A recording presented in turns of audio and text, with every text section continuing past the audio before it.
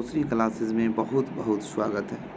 आज हम आप लोगों के समक्ष भारत का स्वतंत्रता संघर्ष को लेकर के आए हैं और इस वीडियो में हम देखेंगे कांग्रेस की स्थापना से लेकर के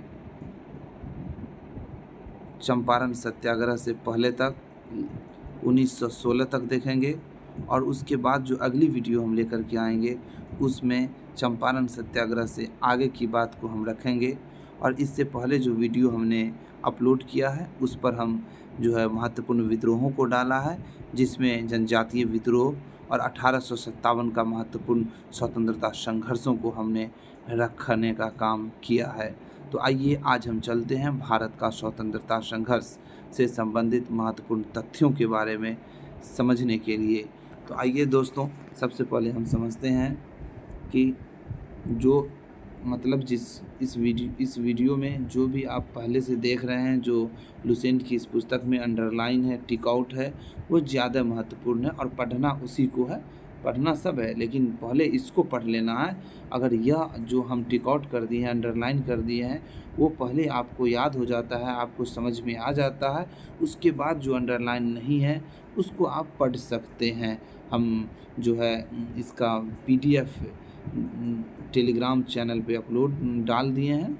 वहाँ वीडियो के लिंक में जा कर के आप लोग जो है टेलीग्राम चैनल को ज्वाइन करके आप वहाँ से PDF को पढ़ सकते हैं।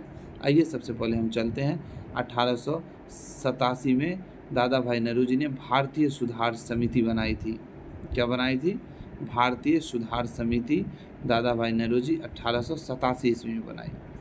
उसके बाद नौरोजी, दत्त और वाचा ने धन के निष्कासन का सिद्धांत का प्रतिपादन किया। आपको पता है जो सबसे पहले जो धन के निष्कासन का सिद्धांत दिया वो दादा भाई नौरोजी ने ही दिया। अपनी पुस्तक un British rule in India में दिया। Poverty and un British rule in India जो है उसमें दादा भाई नौरोजी ने सबसे पहले जो है इन चीज़ों की जानकारी दी। ब्रिटिश हाउस ऑफ कॉमन्स का चुनाव लड़ने वाले जो प्रथम भारतीय थे वो WC बनर्जी थे, लेकिन ये चुनाव हार गए थे। जब ये चुनाव हार गए तो उसके बाद दादा भाई नौरोजी चुनाव लड़े और लिबरल पार्टी के उम्मीदवार पर चुनाव लड़े। फिन्सबरी क्षेत्र से लड़े 1892 ईस्वी में और ये चुनाव जीत गए। इसीलिए अगर आपसे सवाल पूछा जाए ब्रिटिश हाउस ऑफ कॉमन्स में चुने जाने वाले पहले भारतीय कौन थे, तो दादा भाई नौरोजी थे। इसको ध्यान में रखना है। लॉर्ड कर्जन ने 20 जुलाई 1905 को बंगाल विभाजन का घोषणा किया। लॉर्ड कर्जन जो है 20 जुलाई 1905 को क्या किया? बंगाल विभाजन की घोषणा की। इसको ध्यान रखना है।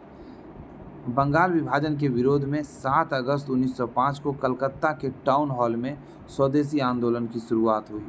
जब बंगाल का विभाजन कर दिया गया तो कलकत्ता के टाउन हॉल में जो है क्या किया गया? स्वदेशी आंदोलन की शुरुआत की गई। यहाँ पे 3 चीज़ ध्यान रखना। सबसे पहला तिथि याद रखना है 20 जुलाई। 20 जुलाई 1905 को क्या हुआ? लॉर्ड कर्जन बंगाल विभाजन की घोषणा की। अगला याद रखना है 7 अगस्त। 7 अगस्त को क्या किया? कलकत्ता के टाउन हॉल से स्वदेशी आंदोलन की शुरुआत की गई। उसके बाद 16 अक्टूबर को याद रखना है। 16 अक्टूबर को क्या हुआ? 16 अक्टूबर को बंगाल विभाजन को लागू कर दिया गया। इसको ध्यान रखना है, ये 3 तिथि। और इस 16 अगस्त को लोग शोक दिवस के रूप में मनाया। एक दूसरे की कलाई पर राखी बांधा गया, वंदे मातरम के नारे लगाए, विभाजन नहीं चाहिए, बंगाल एक है आदि के नारे लगे। रविन्द्रनाथ टैगोर आह्वान किया था राखी बांधने के लिए, तो उनके आह्वान पर लोगों ने एक दूसरे के कलाई पर राखी भी बांधा। स्वदेशी आंदोलन का विचार जो है सर्वप्रथम श्याम कृष्ण कुमार मित्र के पत्र संजीवनी में प्रस्तुत हुआ। ये जो बंग आंदोलन था ना, ये बंगाल विभाजन आंदोलन जिसको बंग आंदोलन कहते हैं, इसी आंदोलन ने स्वदेशी आंदोलन का रूप ले लिया। इसी आंदोलन को स्वदेशी आंदोलन भी कहा जाता है। तो उसका जो विचार दिया वो संजीवनी एक पत्र था, उसमें कृष्ण कुमार मित्र ने दिया। आपसे पूछा जाएगा जो स्वदेशी आंदोलन का विचार सबसे पहले किसके मन में आया, तो कृष्ण कुमार ने अपने पत्र संजीवनी में सबसे पहले लिखा।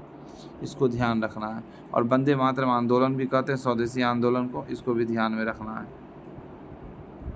यह लुसेंट कहा, इसमें दोनों तरफ पेज रहता है, जिसको हम जूम कर लेते हैं। अब देखिए यहाँ पे स्वदेशी आंदोलन दिल्ली में जो नेतृत्व किया स्वदेशी आंदोलन का, सैयद हैदर रजा, मद्रास में चिदम्बरम पिल्ले, पूना व मुंबई में तिलक, बाल गंगाधर तिलक पूना महाराष्ट्र के थे, पंजाब में लाला लाजपत राय। इसको याद रखना है। 1906 में कलकत्ता में कांग्रेस का अधिवेशन हुआ, दादा भाई नेहरू को अध्यक्ष बना दिया गया और स्वराज्य की मांग कांग्रेस के मंच से सबसे पहले जो लगा तो वह 1906 के कलकत्ता अधिवेशन में ही लगा। और आपको पता होना चाहिए जो स्वराज शब्द, वर्ड ऑफ स्वराज मतलब स्वराज शब्द को पहली बार जो प्रयोग किया वो स्वामी दयानंद सरस्वती ने किया। कौन किया? स्वामी दयानंद सरस्वती स्वराज शब्द का प्रयोग किया सबसे पहले। स्वदेशी आंदोलन चलाने के तरीकों को लेकर ही कांग्रेस 1907 ईस्वी के सूरत अधिवेशन में उग्रवादी गरम दल और उदारवादी नरम दल नामक दो दलों में विभाजित हो गया। इस सम्मेलन की अध्यक्षता रास बिहारी बोस ने किया। मतलब कांग्रेस का सूरत विभाजन हुआ था 1907 में, जिसमें उग्रवादी चाहते थे जो सम्मेलन जो है पूना में हो और अध्यक्ष तिलक या लाला लाजपत राय बने, मतलब गरम दल का कोई नेता बने, तिलक बने और लाला लाजपत राय बने। लेकिन उदारवादी चाहता था नहीं, उदारवादी का मन था जो यह सम्मेलन पूना में नहीं हो, अध्यक्ष तिलक नहीं बने। इसी को लेकर उदारवादियों ने सम्मेलन को सूरत गुजरात में रखा और वहाँ पर कांग्रेस का अंततः विभाजन हो गया गरम दल और नरम दल में। गरम दल उग्रवादी हुए और नरम दल उदारवादी हुए, लिबरल जिसको बोला जाता है। और अध्यक्षता जो किया सूरत अधिवेशन का रास बिहारी बोस, इसको ध्यान में रखना है। और स्वदेशी आंदोलन के अवसर पर ही रविन्द्रनाथ ठाकुर ने अनार सोनार बंगला लिखा। ये जो अनार सोनार बंगला है कौन लिखा? रविन्द्रनाथ ठाकुर ने लिखा। समझ है ना? इसको भी ध्यान में रखना है। और जो बांग्लादेश का राष्ट्रीय गीत बन गया, इसका राष्ट्रीय गीत बन गया बांग्लादेश का।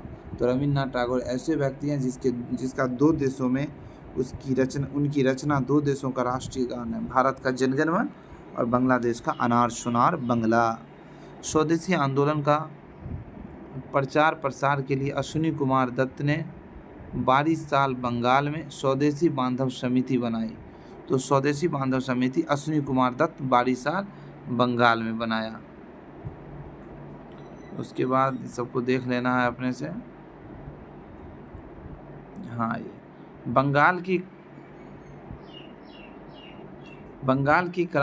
में क्रांतिकारियों का पहला प्रमुख संगठन जो था वो अनुशीलन समिति था। जो बंगाल में क्रांतिकारी लोगों ने जो पहला संगठन बनाया, अनुशीलन समिति, इसकी स्थापना 24 मार्च 1903 ईस्वी को हुआ। इसके संस्थापकों के अनुरोध पर बैरिस्टर प्रथमनाथ मित्र या पी मित्र ने इसका नेतृत्व संभाला। इसका जो मुख्यालय बनाया वो कलकत्ता बनाया। इसके प्रथम कार्यकारिणी के जो 5 सदस्य थे वो प्रथमनाथ मित्र थे, चितरंजन दास थे, अरविंद घोष था, सुरेंद्र नाथ ठाकुर थे और सिस्टर निवेदिता थे। इसको ध्यान रखना है। 1906 ईस्वी में अनुशीलन समिति का पहला सम्मेलन कलकत्ता में हुआ। अनुशीलन समिति का जो उद्देश्य था वह था खून का बदला खून। आगे चलकर बरिंद्र कुमार घोष, अविनाश भट्टाचार्य और भूपेंद्र नाथ दत्त का गुट अनुशीलन समिति पर प्रभावी हो गया और उन्होंने आंदोलन को उग्रता प्रदान की। इन लोगों ने 1905 में भवानी मंदिर नामक अपनी पहली पुस्तक प्रकाशित किया। तो इसको भी ध्यान में रखना है। कौन सा पुस्तक? भवानी मंदिर नामक पुस्तक प्रकाशित किया कौन? अनुशीलन समिति। और अनुशीलन समिति का नारा क्या था? नारा था इनका खून का बदला खून और पुस्तक था भवानी मंदिर। इसको ध्यान रखना है। क्रांतिकारी राजनीतिक सन्यासी का जीवन जब तक बिताए जब तक स्वाधीनता प्राप्त न हो। अक्टूबर 1907 में अविनाश चंद्र भट्टाचार्य ने वर्तमान रणनीति उनकी दूसरी पुस्तक उन्होंने प्रकाशित की। तो वर्तमान रणनीति इनकी दूसरी पुस्तक थी। किनकी? अल्हम्दुलिल्लाह, अविनाश चंद्र भट्टाचार्य की। उसके बाद है अगला, जो अनुशीलन समिति ने हेमचंद्र दास कानूनगो को पेरिस भेजा। रूसी क्रांतिकारी निकोलस सनफ्रांस्की से बम बनाने की कला सीखने के लिए हेमचंद्र दास कानूनगो ने पेरिस भेजा। कानूनगो को पेरिस भेजा गया, इसको ध्यान रखना है। नेक्स्ट है बरिंद्र कुमार घोष, भूपेंद्र नाथ दत्त, अविनाश चंद्र भट्टाचार्य ने 1906 ईस्वी में युगांतर नामक साप्ताहिक पत्रिका को प्रकाशित किया। युगांतर के जो प्रथम संपादक थे वह भूपेंद्र नाथ दत्त थे। कौन थे युगांतर के संपादक? भूपेंद्र नाथ दत्त। युगांतर किनका था? तो भूपेंद्र नाथ दत्त का था। 1907 में 1 वर्ष की कड़ी सजा दी गई, इस सबको नहीं ध्यान रखना। अगला ये याद रखना है कि उन ढाका अनुशीलन समिति की स्थापना पी मित्रा या पुलीन दास ने 1904 ईस्वी में ढाका में किया। तो ढाका था, ढाका अनुशीलन समिति है तो ढाका में ही करेगा, जो वर्तमान में बांग्लादेश की राजधानी है ढाका। और इस ढाका अनुशीलन समिति की स्थापना 1904 में हुआ, पी मित्रा या पुलीन दास ने किया, इसको ध्यान रखना है। अगला याद रखना, जो मुजफ्फरपुर का एक जज थे किंग्सफोर्ड साहब, इसकी हत्या का जो है प्रयास किया गया प्रफुल्ल चाकी और खुदीराम बोस के द्वारा। तो प्रफुल्ल चाकी और खुदीराम बोस ने 30 अप्रैल 1908 ईस्वी को मुजफ्फरपुर के जज किंग्सफोर्ड की हत्या का प्रयत्न किया। गलती से बम कैनेडी के गाड़ी पर गिरा दिया गया। कहाँ गिरा दिया गया? कैनेडी के गाड़ी पर गिरा दिया गया। जब कैनेडी के गाड़ी पे बम गिर गया, गिराने का प्रयास किया तो गलती से बम जो है प्रिंगले की पत्नी एवं बेटी के गाड़ी पर गिर गया। कैनेडी की गाड़ी पर गिरा जिसमें उसकी बेटी थी, प्रिंगले की पत्नी थी और प्रिंगले की बेटी थी, जहां दोनों की मृत्यु हो जाती है। उसी दौरान प्रफुल्ल चाकी आत्महत्या कर लेते हैं और खुदीराम बोस को फांसी की 18 वर्ष की अवस्था में 11 अगस्त 1908 को फांसी होता है। यह बिहार की घटना है, इसीलिए यह ज़्यादा महत्वपूर्ण है। खुदीराम बोस, प्रफुल्ल चाकी 30 अप्रैल 1908 मुजफ्फरपुर के जंग किंग्सफोर्ड की हत्या का प्रयास किया। गलती से कैनेडी की गाड़ी पर गिर गया जिसमें प्रिंगले की पत्नी और बेटी थी, उसकी मृत्यु हो गई और चाकी आत्महत्या कर लिया और खुदीराम बोस को 11 अगस्त 1908 को फांसी की सजा दे दी गई 18 वर्ष की अवस्था में। ध्यान रखना है। खुदीराम बोस बंगाल के क्रांतिकारी युगांतर दल के सक्रिय सदस्य थे। खुदीराम बोस किससे जुड़े हुए थे? युगांतर से। किससे जुड़े हुए थे? युगांतर से, इसको ध्यान रखना है।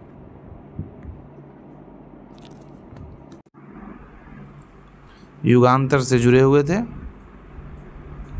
उसके बाद है अलीपुर षड्यंत्र केस। ये जो अलीपुर षड्यंत्र केस है, ये 18 मई 1908 को कलकत्ता के अलीपुर में जो 31 व्यक्तियों को अवैध शस्त्र रखने के कारण जो है सजा दिया गया था। इसमें सिर्फ इतना ही याद रखना, अलीपुर षड्यंत्र केस 1908 कलकत्ता के अलीपुर में। और अलीपुर षड्यंत्र केस के जो सरकारी गवाह थे वह नरेंद्र नाथ गोसाई थे। कौन थे? नरेंद्र नाथ गोसाई अलीपुर षड्यंत्र केस के सरकारी गवाह थे।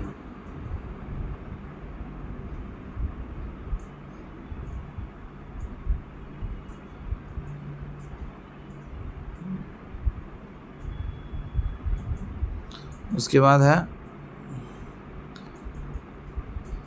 महाराष्ट्र में वीडी सावरकर ने 1904 में अभिनव भारत नामक एक संस्था बनाया। अभिनव भारत नामक संस्था किसने बनाया? महाराष्ट्र में विनायक दामोदर सावरकर, जिसको वीडी सावरकर के नाम से भी जानते हैं, 1904 में अभिनव नामक संगठन की स्थापना की।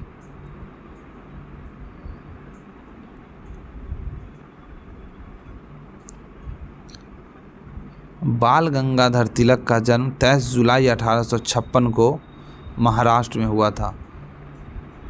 रत्नागिरी एक जगह है वहीं पे। 1881 में इन्होंने एक पत्रिका निकाला मराठा और दूसरा पत्रिका निकाला केसरी। सबसे पहले यहाँ ये ध्यान रखना है, जो मराठा जो है वो साप्ताहिक था और केसरी जो है वो दैनिक था।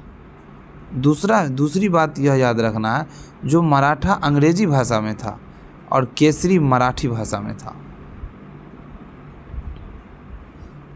उसके बाद तिलक ने 1893 ईस्वी में गणपति महोत्सव की शुरुआत की। तो गणेश पूजा की शुरुआत कब की? 1893 में।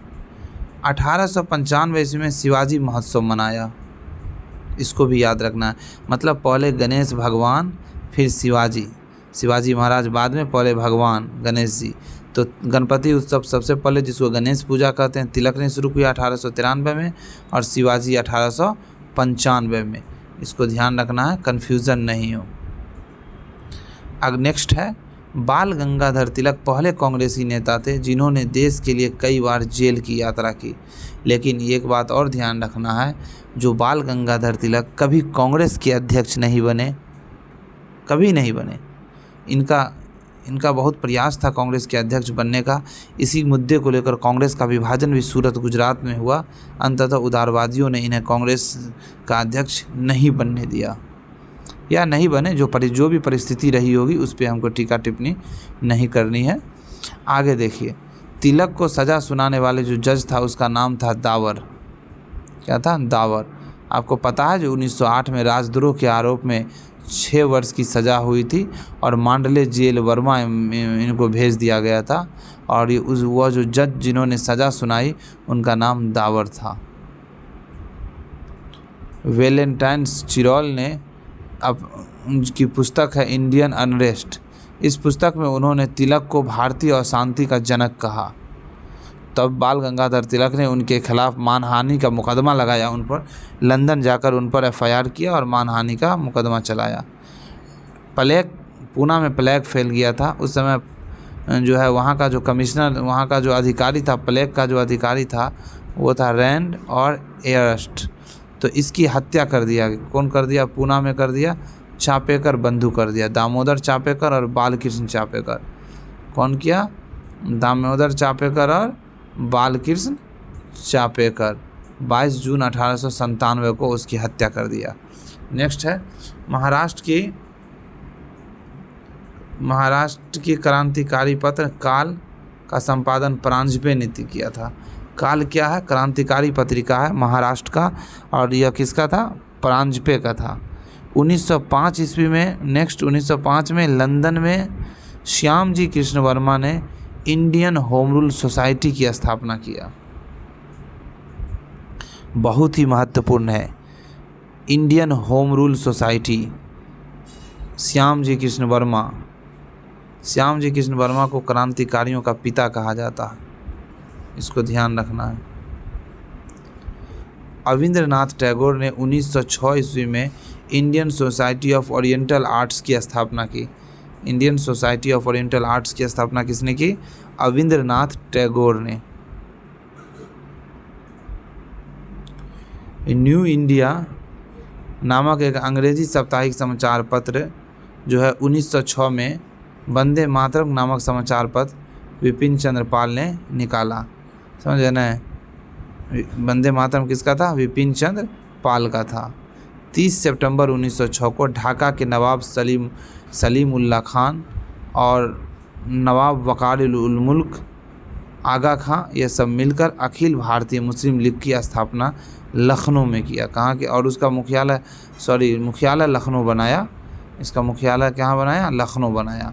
तो मुस्लिम लीग की स्थापना कब हुई? 30 दिसंबर 1906 ईस्वी को हुई। समझ रहे हैं? 1908 में अमृतसर में अधिवेशन हुआ, अध्यक्षता सैयद इमाम ने किया। आगा खां को मुस्लिम लीग का अध्यक्ष बनाया गया, इसको ध्यान में रखना है। नेक्स्ट है लूसेंट का पेज नंबर 54। मुस्लिम लीग ने बंगाल विभाजन का समर्थन किया। 1908 ईस्वी में मुस्लिम लीग की एक शाखा लंदन में खोली गई सैयद आमिर अली के द्वारा। मुस्लिम लीग की लंदन शाखा को किसने खोला? सैयद आमिर अली। मुस्लिम लीग के लंदन शाखा को किसने खोला? सैयद आमिर अली ने खोला 1908 ईस्वी में, सैयद आमिर अली। नेक्स्ट है भीखाजी रुस्तम कामा। मैडम भीखाजी रुस्तम कामा जो भारतीय मूल की फ्रांसीसी नागरिक थी, भारतीय मूल की थी और फ्रांस की रहने वाली थी, ने जर्मनी के स्टुटगार्ट में, कहाँ? जर्मनी के स्टुटगार्ट में 22 अगस्त 1907 को तिरंगा झंडा फहराया। 7वीं अंतर्राष्ट्रीय कांग्रेस में क्या किया? तिरंगा झंडा फहराया। कई बार पूछ चुका है इस प्रश्न को और फिर भी पूछने की संभावना बनती है। 1909 ईस्वी में मदन लाल ढींगरा ने विलियम कर्जन वाइली को गोली मारकर हत्या कर दी, इसको ध्यान रखना। तो विलियम कर्जन वायली को गोली किसने मारा? मदन लाल ढींगरा ने। कब मारा? 1909 ईस्वी में मारा। मदन लाल ढींगरा ने कर्जन वायली की हत्या कब की? 1909 ईस्वी में। 1909 को अनंत कनहारे ने जैक्सन को गोली मार दिया। 1909 में ही अनंत कनहारे जो है जैक्सन को गोली मार दिया। उसके बाद 1911 ईस्वी में भारत का जो वायसराय था लॉर्ड हार्डिंग, उस लॉर्ड हार्डिंग के ऊपर दिल्ली में भव्य दरबार का आयोजन किया। लॉर्ड हार्डिंग ने क्या किया? दिल्ली में एक भव्य दरबार का आयोजन किया और जिसमें इंग्लैंड के सम्राट जॉर्ज पंचम और महारानी मैरी को निमंत्रण दिया गया और जॉर्ज पंचम और महारानी मैरी इसमें शामिल हुई। और इस दिल्ली दरबार में जो 1911 का जो दिल्ली दरबार था, उस दिल्ली दरबार में निम्न घोषणाएं हुई। सबसे पहले क्या हुआ? जो बंगाल का विभाजन था 1905 में, जो कर्जन के द्वारा बंगाल का विभाजन किया गया था, उसको रद्द किया। दूसरा, बांग्ला भाषी क्षेत्र को मिलाकर अलग प्रांत बनाया गया। तीसरा, बिहार एक अलग राज्य बना जिसमें उड़ीसा भी शामिल था। मतलब क्या? मतलब यहाँ ये रखना है, जो उस समय का ये जो था बांग्लादेश और ये असम का एरिया, इसको पूर्वी बंगाल में विभाजित किया और ये आज का पश्चिम बंगाल, उड़ीसा, झारखंड और बिहार, यह जो एरिया था ये था पश्चिमी बंगाल। तो इसी को पार्टीशन यहाँ से किया था, बंगाल विभाजन। इसको रद्द कर दिया गया। रद्द करने के बाद क्या कहा? जो अब ऐसे नहीं होगा, रद्द किया। उसके बाद कहा जो बांग्ला भाषी क्षेत्र है उसको एक अलग प्रांत बना दिया जाए और बिहार, झारखंड और उड़ीसा जो था उस समय, वो एक अलग राज्य बिहार बना। ये राज्य क्या बना? बिहार। तो उस समय बिहार में 3 राज्य थे। अभी वर्तमान में जो है बिहार से उड़ीसा निकला 1936 में। 1936 में बिहार से उड़ीसा अलग हो गया। कब अलग हुआ? 1936 में। 2000 ईस्वी में जो है झारखंड जो है 2000 ईस्वी में बिहार से अलग हो गया। तो इन बातों को ध्यान में रखना है। राजधानी को कलकत्ता से दिल्ली स्थानांतरित करने की घोषणा की गई और भारत की जो राजधानी है उसको कलकत्ता से कहाँ ले गया गया? दिल्ली स्थानांतरित करने की घोषणा की। इन सारी घोषणाओं को, मतलब इन सारी घोषणाओं को, ये 4 घोषणाएं हैं, 1 अप्रैल 1912 ईस्वी से लागू कर दिया गया और दिल्ली को भारत की राजधानी बन गई। दिल्ली भारत की राजधानी 1 अप्रैल 1912 में बन गई और मुख्यतः सभी कुछ महत्वपूर्ण घोषणाएं लागू हो चुकी थी 1 अप्रैल को। 23 सितंबर 1912 ईस्वी को रास बिहारी बोस ने दिल्ली में वायसराय लॉर्ड हार्डिंग पर बम फेंका। वायसराय लॉर्ड हार्डिंग पर कब बम फेंका गया? 1912 ईस्वी में। 23 दिसंबर 1912 को वायसराय लॉर्ड हार्डिंग पर बम फेंका गया। इसको ध्यान में रखना है। अब आइए गदर पार्टी। गदर पार्टी की स्थापना लाला हरदयाल के द्वारा 1913 ईस्वी में किया गया था सैन फ्रांसिस्को अमेरिका में। सोहन सिंह भांगना को इसका प्रथम अध्यक्ष बनाया गया। लाला हरदयाल इसके प्रथम मंत्री बने और काशीराम को अध्यक्ष बनाया गया। क्या हुआ? प्रथम अध्यक्ष कौन बना? सोहन सिंह भांगना। कोषाध्यक्ष काशीराम। प्रथम मंत्री लाला हरदयाल। इन्होंने सबसे पहले उर्दू में पत्रिका निकाली और बाद में गुरुमुखी लिपि में पत्रिका निकाली इसको। और उसके जो प्रत्येक अंक के पहले पृष्ठ पर क्या छपता था? अंग्रेजी राज का काला चिट्ठा। ये जो उर्दू और अंग्रेजी गुरुमुखी में जो निकला, ये पत्रिका जो निकाला था, समझ ना, गदर पार्टी, तो उसमें पहला चैप्टर लिखा होता था ऊपर में अंग्रेजी राज का काल। आज हिंदुस्तान का पेपर आप लेते होइएगा तो उस पर लिखा रहता है तरक्की को चाहिए नया नज़रिया। तो उसी तरीके से उस समय लिखा हुआ रहता था। तो 1913 देख लिया आप। 1914 में देखिए कामागाटा मारू प्रकरण। यह कामागाटा मारू क्या है? यह एक जापानी जहाज़ है। बाबा गुरुदत्त सिंह जो पंजाब के रहने वाले थे, उन्होंने जापानी सरकार से किराया पर एक जहाज़ लिया। उस जहाज़ का नाम था कामागाटा मारू। 1914 ईस्वी में यह जहाज़ को लेकर कनाडा के ओर प्रस्थान किया, कनाडा की ओर निकला, कनाडा की ओर निकला। तो कनाडा की ओर जब ये निकला तो वहाँ पर इनका उद्देश्य था जो वहाँ पहुँचकर हम क्रांतिकारी मतलब भारतीयों को हम जो है अंग्रेज़ों के ख़िलाफ़ लड़ने के लिए तैयार करेंगे, उसके अंदर राष्ट्र भावना को जागृत करेंगे, उसको प्रशिक्षण देंगे। तो 351 यात्री को लेकर यहाँ से चला था, लेकिन अंग्रेज़ी सरकार के दबाव में जहाज़ को वहाँ से लौटा दिया गया, कनाडा की बंदरगाहों पर उतरने नहीं दिया। जहाज़ पुनः 26 सितंबर 1914 को हुगली पहुँचा, कलकत्ता हुगली पहुँचा, और वहाँ पर जो बजबज नामक बंदरगाह था वहाँ पर जहाज़ पहुँचने पर वहाँ उसकी तलाशी हुई, जिसके दौरान अंग्रेज़ों से मुठभेड़ हुई और 18 भारतीय वहाँ शहीद हो गए और 25 यात्री लगभग घायल हुए। तो इसी घटना को इतिहास में कामागाटा मारू प्रकरण के नाम से जाना जाता है। 1915 ईस्वी में अंग्रेज़ी सरकार ने कैसरे हिंद की उपाधि महात्मा गांधी को सम्मानित किया। देखिए, जब प्रथम विश्व युद्ध चल रहा था 1914 से 1918 तक जब प्रथम विश्व युद्ध चला, तो इस दौरान महात्मा गांधी ने अधिक से अधिक भारतीयों को सेना में शामिल करने के लिए कहा और बहुत सारे भारतीय सेना में शामिल हुए। तो उसी से खुश होकर गांधी जी को सेना में भर्ती करने वाला सर्जेंट भी कहा गया। क्या कहा गया? सेना में भर्ती करने वाला सर्जेंट कहा गया। और उसके बाद अंग्रेज़ी सरकार ने कैसरे हिंद का उपाधि दिया।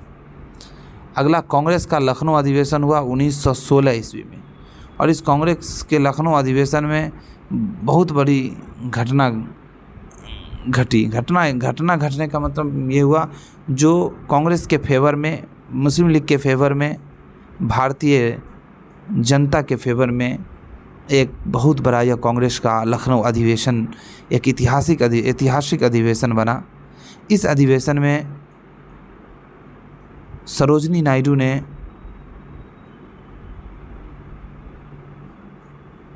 जो है गरम दल और नरम दल को मिलाने का काम किया। सरोजिनी नायडू और मोहम्मद अली जिन्ना गरम दल और नरम दल को मिलाने का काम किया, और इसी दौरान सरोजिनी नायडू ने मोहम्मद अली जिन्ना को हिंदू मुस्लिम एकता का राजदूत कहा। आपको यह भी ध्यान रखना है कि इसी अधिवेशन में कांग्रेस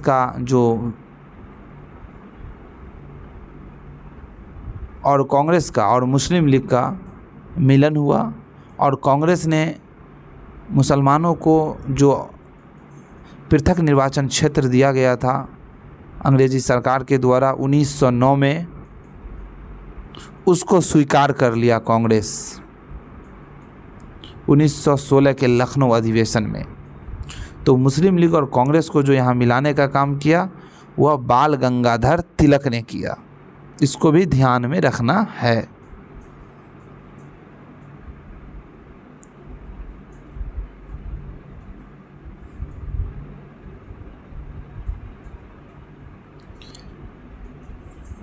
बाल गंगाधर तिलक ने स्वशासन प्राप्ति हेतु 28 अप्रैल 1916 को पूना में होम रूल लीग की स्थापना की। तो पूना में होम रूल लीग की स्थापना किसने किया? बाल गंगाधर तिलक, अप्रैल 1916 में। इसके जो अध्यक्ष थे जोसेफ बप्तिस्ता, सचिव NC केलकर, और इन्होंने 2 पत्रिका निकाला था, पीछे बताए, मराठा अंग्रेज़ी में और केसरी मराठा में।